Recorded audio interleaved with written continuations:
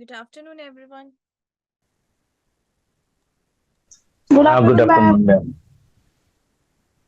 कैसे हैं सब लोग? बढ़िया, एकदम फाइन, ठीक है ma'am. Very good, Very nice. Okay. Health practitioner always should be fine. हाँ हाँ, राइट मैम।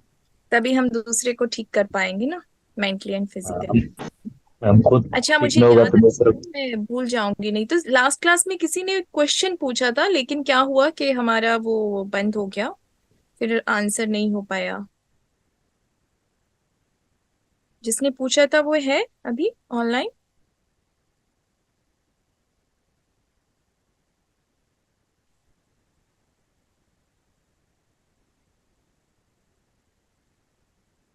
नहीं है?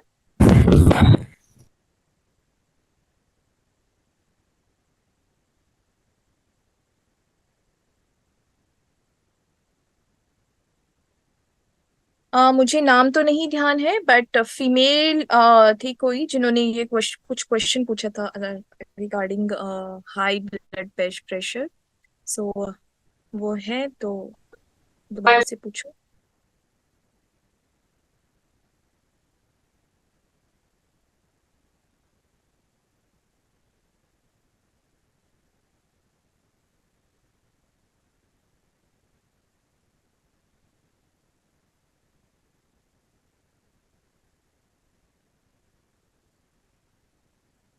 ओके, अगर नहीं है तो आज हम पढ़ेंगे पक्षाघात के बारे में। ठीक है, पक्षाघात जैसे कि मॉडर्न में जो है हम हेमीप्लेजिया के साथ जो है हम कोरिलेट करते हैं, जो स्ट्रोक के जो केसेस होते हैं उसके साथ हम कोरिलेट करते हैं पक्षाघात को आयुर्वेदा में। ठीक है, और इसमें क्या रहता है, मतलब आपके सेंसरी और मोटर मोटर जो सिस्टम रहता है वो पूरा अफेक्ट हो जाता है। जो आयुर्वेदा में हम कहेंगे कि कर्मेंद्रियांस, ज्ञानेंद्रियांस और मानस जो है पूरा जो है वो डिस्टर्ब हो जाता है। And this disease, there are many disease की पहले रहता था कि कम्युनिकेबल डिजीज जो है वो जो है इंक्रीज होती है, but now the non communicable disease जो है ग्लोबली जो है वो इंक्रीज ही होती जा रही है। अब अगर हम इसका एक लिटरल केस देखें तो अब पॉपुलेशन भी इंक्रीज होती जा रही है, तो डिजीजेस भी ऑब्वियसली इंक्रीज होंगे क्योंकि पीपल इंक्रीज होंगे। But yes, there are many other reasons also, जैसे ये जो है पक्षाघात जो डिजीज है, इट्स 50 मिलियन पीपल, जो इनको जो 15 मिलियन पीपल को जो है ये होती है वर्ल्ड वाइड एवरी ईयर। और उसमें जो है it's mention data over here कि 5 मिलियन जो है दे जस्ट डाई, अनदर जो 5 मिलियन आर परमानेंटली डिसेबल्ड। फिर कुछ ही जो है इसमें से जो है वो रिकवर कर पाते हैं, और जो रिकवर कर पाते हैं there is not a exact history की एग्जैक्ट कौन से पेशेंट जो है रिकवर कर पाते हैं, but yes this disease is increasing day by day.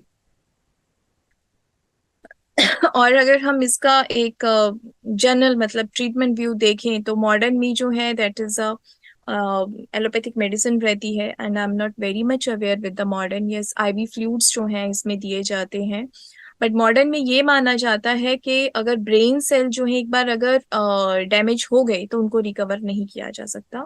But yes, हम आयुर्वेदा में जो है पंचकर्मा के थ्रू जो है इसको रिकवर करने की हम पूरी कोशिश करते हैं, और काफी केसेस में हम सक्सेसफुल भी रहते हैं। ठीक है, दिस डिजीज पक्षाघात जो लिए, तो पक्ष मीन्स एक side of the body and घात मीन्स जो है means injury. Yes, anyone want to ask something? किसी को कुछ पूछना है? अगर आपको कुछ पूछना है तो ही अपना माइक ऑन कीजिए, अदरवाइज प्लीज म्यूट रखिए। और ये किसका है? मैम पक्षाघात का क्या बताया, पक्षाघात का मीनिंग? मैम जो केसेस जो होते हैं हेमीप्लेजिया जिनको हो जाता है, हाफ जैसे हाफ स्ट्रोक के जो पेशेंट्स होते हैं, हाफ पैरालिसिस जो जिनको रहता है, सो उसको हम पक्षाघात रहते कहते हैं। Excuse ma'am. हाँ जी। मैम पक्षाघात में तो पूरा आ जाता है ना कि इसमें हेमीप्लेजिया, पैराप्लेजिया। बिल्कुल। और क्या पूरा? नहीं मतलब, या सेमी हो या।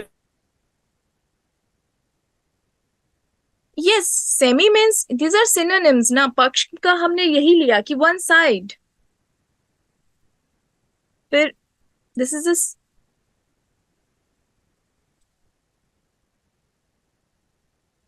आगे बोलिए, आप क्या क्या बोल रहे हो? Ma'am continue. Thank you.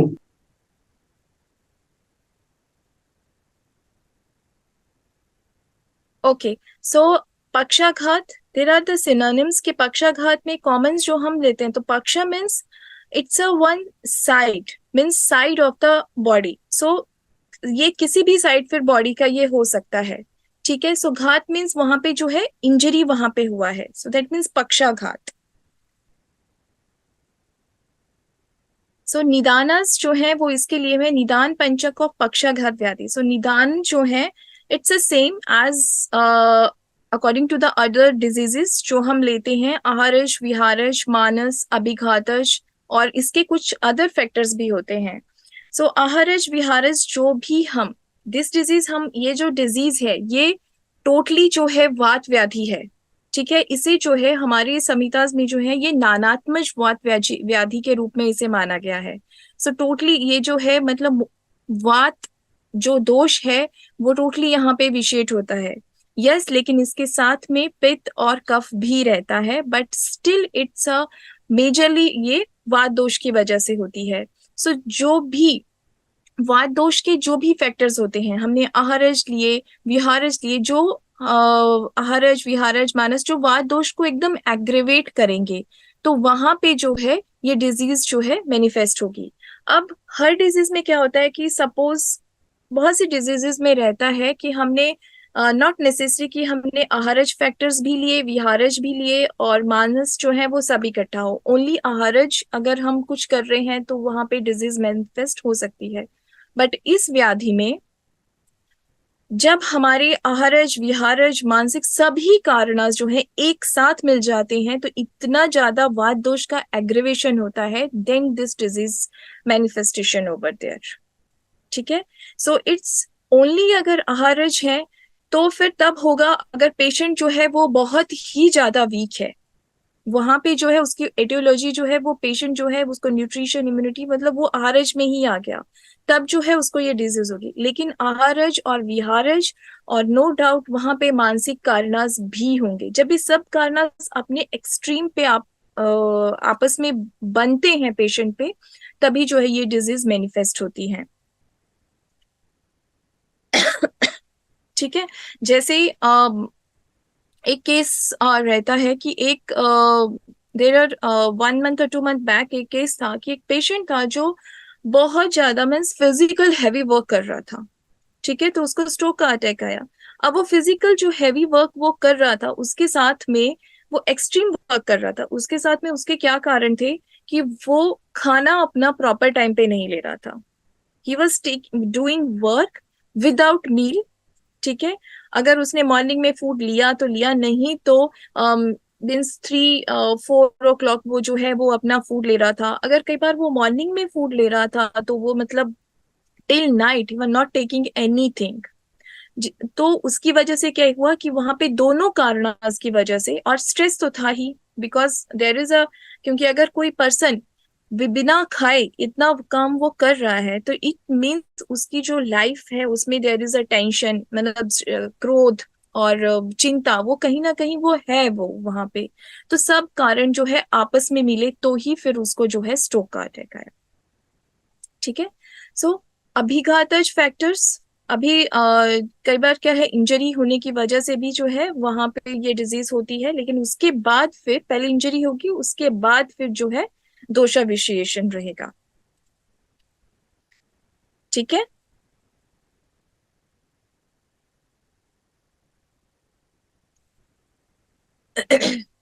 So these are the factors जो you can read all these factors, आहारज और सिर्फ आपको ये पूरी लिस्ट दी है, you can go through all these lists.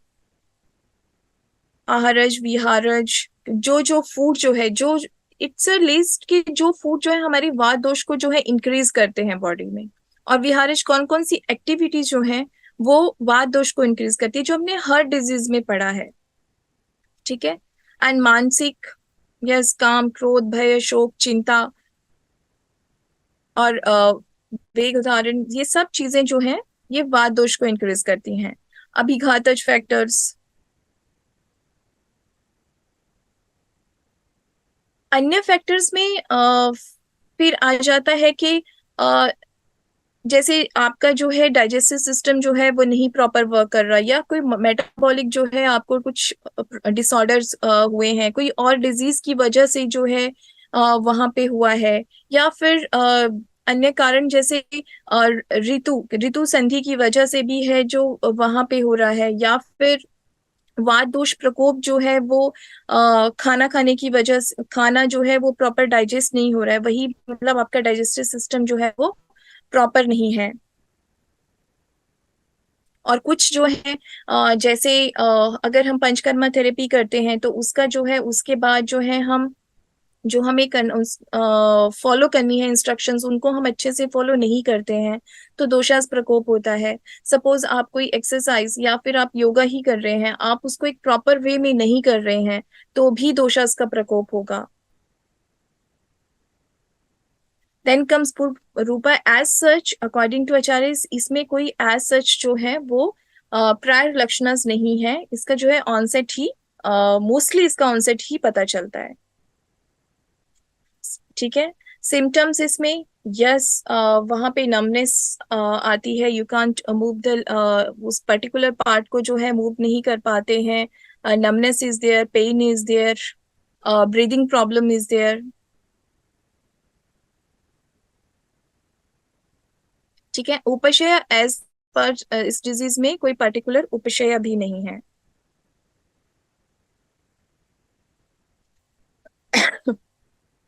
Give me a minute, okay.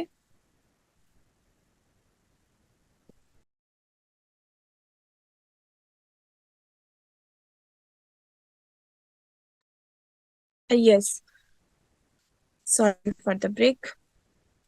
सो संप्राप्ति में क्या है, मीन्स ये जो डिजीज है ये कैसे जो है मैनिफेस्ट हो रही है, कैसे वहां पे ये बन रही है। सबसे पहले तो निदान वहां पे हो गए, निदान की वजह से जो है दोषास प्रकोप हो गया। ठीक है। अब वात gets vitiated and fills up the रिक्त स्रोतस of the body and causes various kinds of वात व्याधि। ठीक है। अगेन दिस वात प्रकोप occurs due to two causes, वहां पे या तो जो है धातु क्षय होगा, ठीक है, या फिर मार्ग आवरण होगा। धातु क्षय मीन्स डिप्लीशन ऑफ, मीन्स जो है आपका आप डी नरिशमेंट आप समझिए कि वो होता जाएगा, पर्टिकुलर जो है फर्दर आपकी नरिशमेंट नहीं बनेगी। मार्ग आवरण की जो पर्टिकुलर चैनल्स हैं उनमें जो है ऑब्स्ट्रक्शन आ गया है। ठीक है। जब ऑब्स्ट्रक्शन होगा तो फर्दर जो है आपको बॉडी में जो है वो न्यूट्रिशन नहीं मिलेगी, जिसकी वजह से जो वहां पे प्रकोप होगा।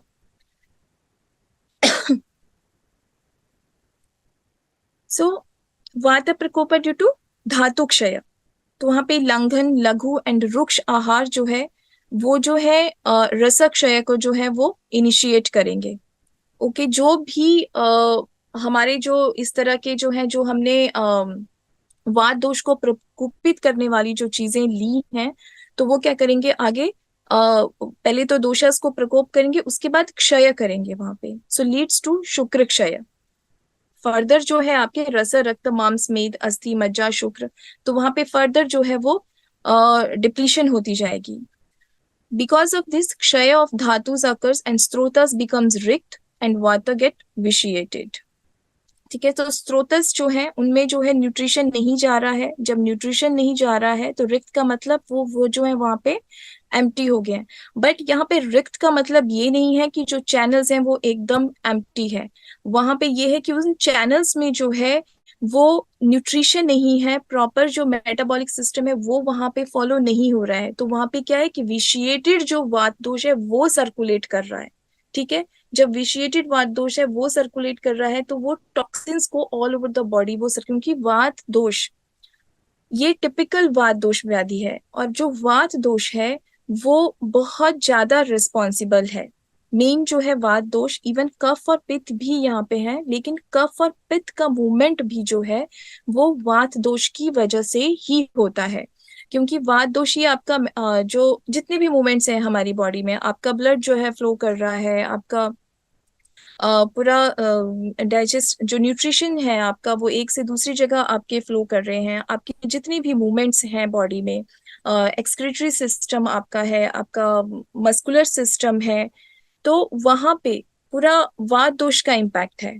इसलिए अगर वात दोष ही विशिएट हो गया है एकदम एक्सट्रीम में, तो फिर आपके फर्दर जो है सभी चीजें जो है वहां पे वो दूषित हुई हैं।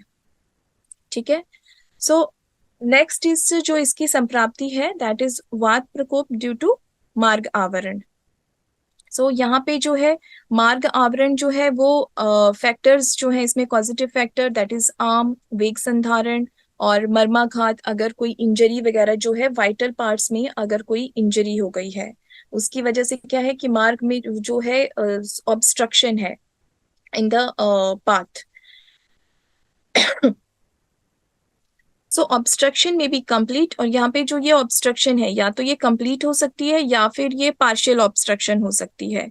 टू रिक्तता ऑफ द स्रोतस beyond the side of obstruction, so यहाँ पे फिर उसमें क्या है जो वात प्रकोप होगा, क्योंकि वात जो है वो अपना प्रॉपर वर्क वहां पे नहीं कर पा रहा है जो उसको मूवमेंट वहां पे करनी है। सो वहां पे ऑब्स्ट्रक्शन की वजह से जो है स्रोतो दुष्टि हो गई है।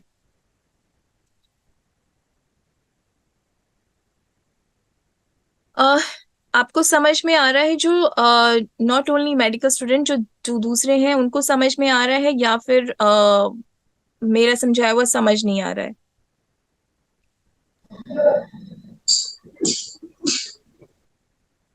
मैम हिंदी में समझ में आ रहा है, स्लाइड में इंग्लिश लिखा है तो इतना समझ में नहीं आ रहा है।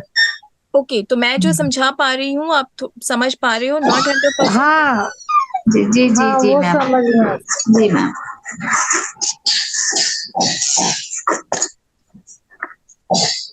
देन कम्स इसकी विशिष्ट संप्राप्ति।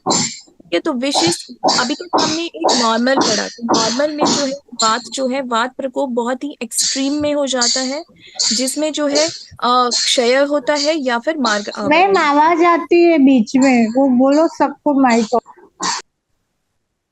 मैडम मैं बहुत बोल चुकी हूँ।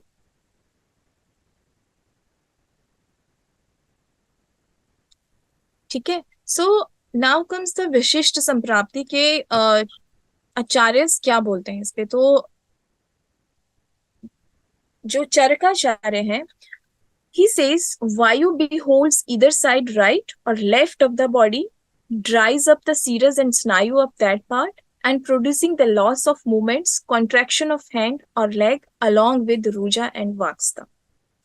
अब जो हम अगर इसको ये जो है जो आचार्य चरक के अकॉर्डिंग है, उन्होंने क्लियर किया है कि जब यहाँ पे वात दोष जो है एकदम विशेष हुआ, तो उसने क्या किया, उसने बॉडी की मतलब एक साइड पे, ठीक है, राइट साइड या तो फिर लेफ्ट साइड, और उस साइड के जो सीरा और स्नायु है उनको भी उसने ड्राई का मतलब यहाँ पे ये नहीं है कि एकदम से उनको सुखा दिया, मतलब उनका जो फंक्शन था, उन्होंने जो अपना फंक्शंस करना था उस फंक्शन में जो है उनका वो अपना फंक्शन नहीं कर पा रहे हैं। ठीक है, तो उसकी वजह से क्या हो गया, क्योंकि जो भी हमने अपनी बॉडी की मूवमेंट करनी है, हमने जो देखा कल हमने एनाटॉमी के चैप्टर में देखा कि हमारी मसल्स में जो है वॉलंटरी और इनवॉलंटरी मूवमेंट है, तो वो सारी जो, this is a very good example, हम कोरिलेट कर सकते हैं कि जो सारी जो इनवॉलंटरी और वॉलंटरी जो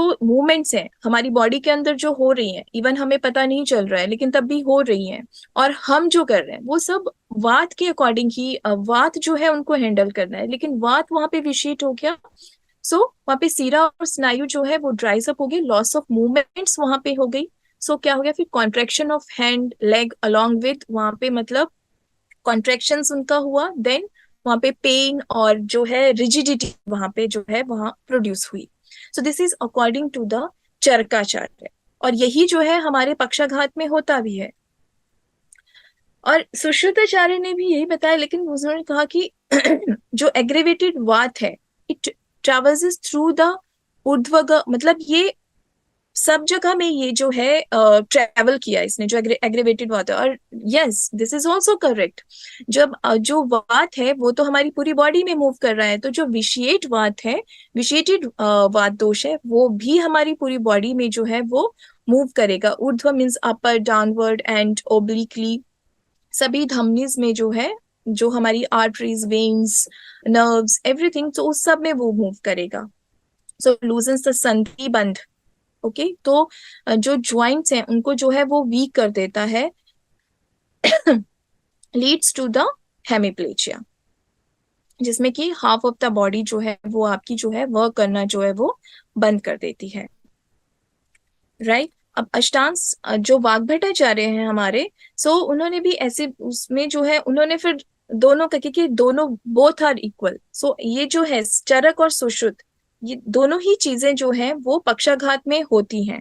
चरका इज ऑल्सो करेक्ट कि ये जो है उसमें सीरा स्नायु जो है वो ड्राइज अप हो जाती हैं, यस, क्योंकि पूरा रिजिडिटी और वहां पे नमनेस और फंक्शंस जो है वो बंद हो जाते हैं। से aggravated water travels all over the body, yes that is also correct.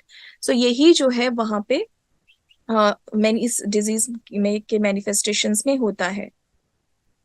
Simple thick इस डिजीज में जो रहती है कि वात जो है वो एक्सट्रीमली विशिएट हो जाता है, और वो जो विशिएट होता है इज नॉट ओनली द आहरज निदानस वहां पे होते हैं, वहां पे आहरज, विहारज, मानसिक सभी निदानस जब तक इकट्ठा से नहीं आते तब तक वात जो है एक्सट्रीमली विशिएट नहीं होता। जब ये सब निदानस आ जाते हैं तो फिर वहां पे होता है।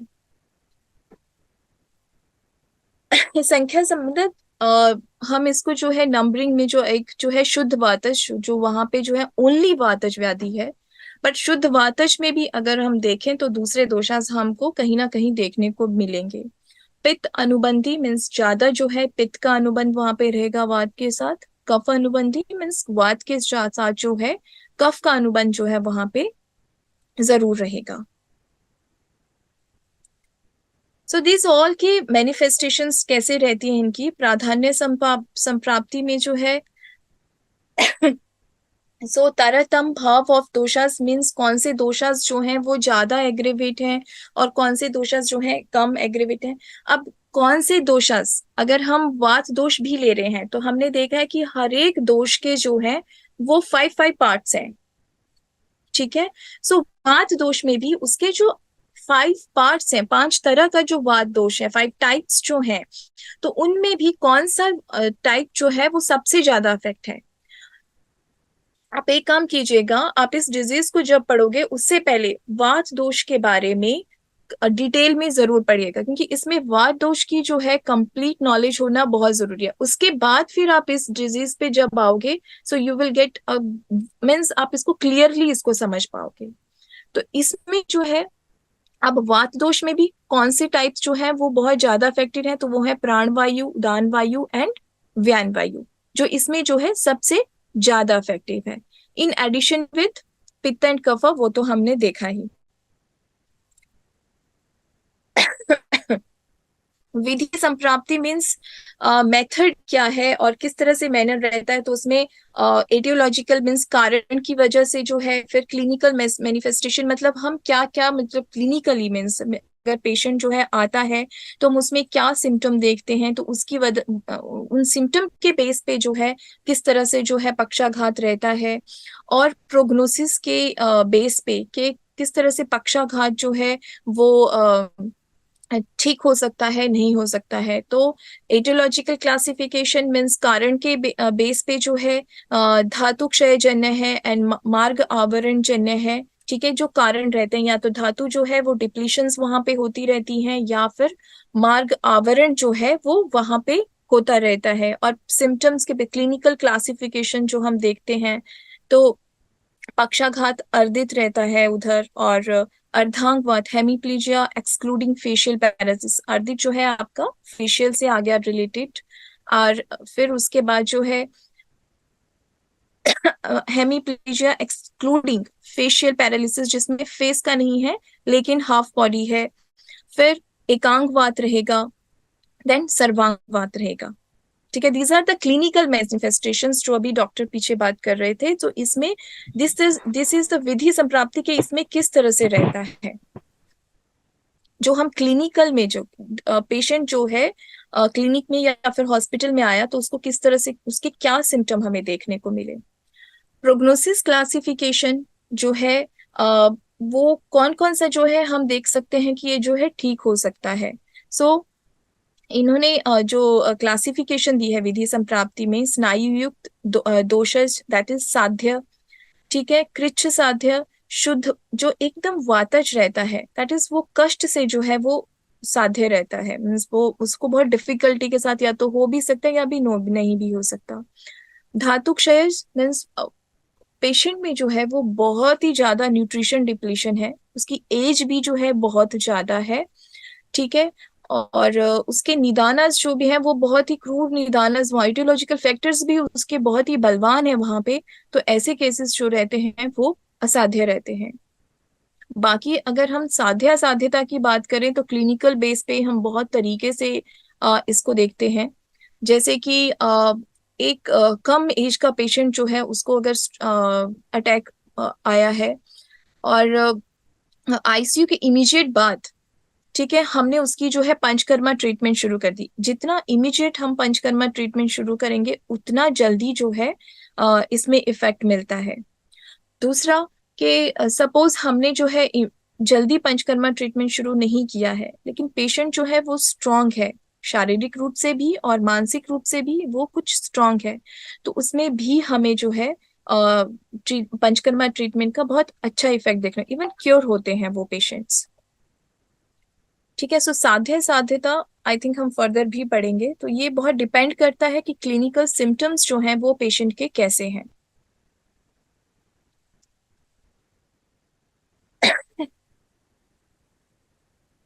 सो डायरेक्टली हम इधर चलेंगे कि कौन कौन सी चीजें जो हैं इस डिजीज को मैनिफेस्ट करने में होती हैं।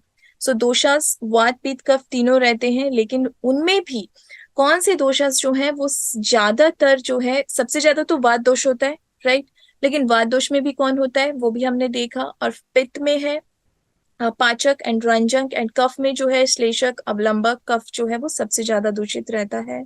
दूष्यस जो है इसके सभी धातुज हैं, ठीक है। अग्नि जो है टोटली मतलब बाकी जो है चीजें अगर हम देखें तो, और स्रोतस भी जो है मोस्टली स्रोतस इनमें इसमें इवॉल्व रहते हैं। लेकिन जैसे जैसे फर्दर नॉट ओनली आचार्यस, अगर हम फर्दर जो रिसर्च करते हैं तो देखा गया कि रक्त व स्रोतस जो है वो सबसे ज्यादा जो है इसमें इन्वॉल्व रहता है। अगर हम इसको मॉडर्न के साथ कोरिलेट करें तो क्या रहता है ब्लड सप्लाई में, स्ट्रोक में, कि आपकी ब्लड सप्लाई और वहां पे ऑक्सीजन जो है एकदम ऑब्स्ट्रक्ट हो जाती है, ठीक है। तो इसमें रक्त व स्रोतस जो है उसकी इन्वॉल्वमेंट जो है वो काफी ज्यादा है उधर, ओके। और स्रोत दुष्टि रहती है उधर, अति प्रवृत्ति, संघ, सिरा ग्रंथि, विमाग गमन वहां पे है। संचार स्थान इसका ऊर्ध्व अध, दैट इज वी सी कि ये कहाँ पे ये ट्रेवल करता है। सीरास जो है इसका वो मेन स्थान है, और इसका जो रोग मार्ग दैट इज अ डिफरेंट के डीप क्लासिफिकेशन है ये, इसको समझने के लिए तो फिर आपको रोग मार्ग समझने पड़ेंगे, सो लीव इट। ठीक है, सो साध्य साध्यता हमने काफी हद तक साध्य साध्यता जो है वो हमने डिस्कस किया। अब हम देखें कि चरक, सुश्रुत और अष्टांग जो हमारे आचार्य हैं उन्होंने कैसे बोला है, ठीक है। सो चरक जो कहते हैं कि पक्षाघात अंडर कष्ट साध्य और without any complication patient is बलवान then only cure, otherwise not, ठीक है। सो अगर पेशेंट जो है हमें लग रहा है कि वो स्ट्रांग है, ठीक है, उसकी एज भी कम है, तभी हमें जो है उसे ट्रीट करना चाहिए, अदरवाइज हमें उसको ट्रीट नहीं करना चाहिए। बट यस, क्लिनिकल और प्रैक्टिकल में ऐसा नहीं होता है। हम एवरी केस को जो है, सब केसेस जो है हम ट्रीट करते हैं, एंड इट डिपेंड्स कि समटाइम क्या है कि पेशेंट जो है वो काफी ज्यादा एज का भी रहता है, लेकिन तब भी वो पेशेंट जो है वो ठीक हो जाता है पंचकर्मा ट्रीटमेंट की वजह से। So yes, this is a classically, but हम क्लिनिकल और प्रैक्टिकल में ट्रीट करते हैं सभी पेशेंट को। और सुश्रुत ने कहा है कि अगर शुद्ध वात से अगर होता है सो दैट इज कष्ट साध्य, ठीक है।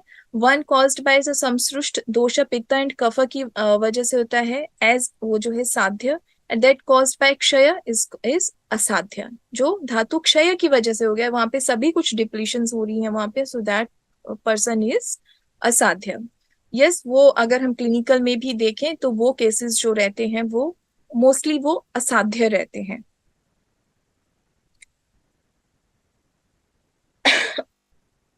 So next comes a pathological aspect of वाता। ये वही है जो हमने पूरा डिस्कस किया कि ये जो है वात दोष की वजह से ही रहता है, और वात दोष जो है बहुत ही मेन फैक्टर है, क्योंकि वात दोष जो है हमारी बॉडी की ऑल मूवमेंट्स में जो है वो हेल्प करता है। Now comes it's treatment part, ठीक है। सो मैं ट्रीटमेंट के लिए अकॉर्डिंग टू सिम्टम्स भी जो है कुछ स्नैपशॉट्स आपके साथ शेयर करूंगी, और पंचकर्मा ट्रीटमेंट जो है इसमें बहुत ज्यादा हेल्पफुल रहता है। हम छोटा सा जो इसका ट्रीटमेंट का पार्ट है हम नेक्स्ट क्लास में भी डिस्कस कर सकते हैं, ठीक है। अब मुझे कोई बताएगा कि अगर किसी ने जो है पक्षाघात के पेशेंट जो है अगर ट्रीट किए हों तो, क्योंकि मैं जल्दी जल्दी ट्रीटमेंट पार्ट अगर एक्सप्लेन करूंगी, एक 2 ही मिनट बचे हैं, तो आई डोंट थिंक सो कि वो सेटिस्फैक्ट्री रहेगा। किसी ने ये इस तरह के केसेस ट्रीट किए हैं या केसेस देखे हैं?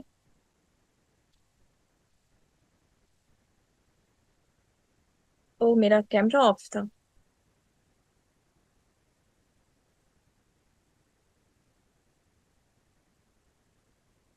अ, जो यहाँ पे डॉक्टर जो मुझे दिख रहे हैं, प्लीज बताइए।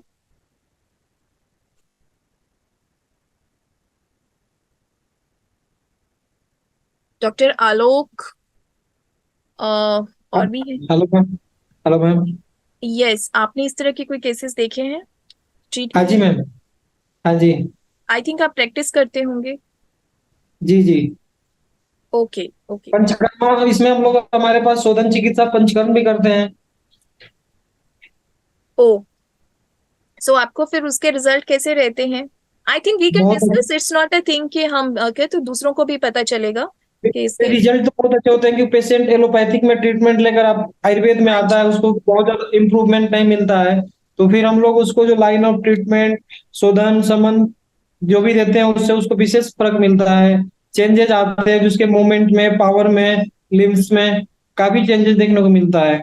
यस, और आपने ऐसा भी फील किया होगा कि अगर पेशेंट जितना जल्दी हमारे पास आता है तो उतना जी जल्दी जी। जो है उसको जो है फर्क मिलता है। जितना वो लेट करता है तो आई थिंक हम उसको कंप्लीटली क्योर नहीं कर पाते हैं। बिल्कुल मैम, लेट होने के बाद में नहीं हो पाता है। अगर रिसेंटली पेशेंट आ जाता है तो फिर उसमें उसको इम्प्रूवमेंट अच्छा मिलता है और वो मतलब पूरे तरह से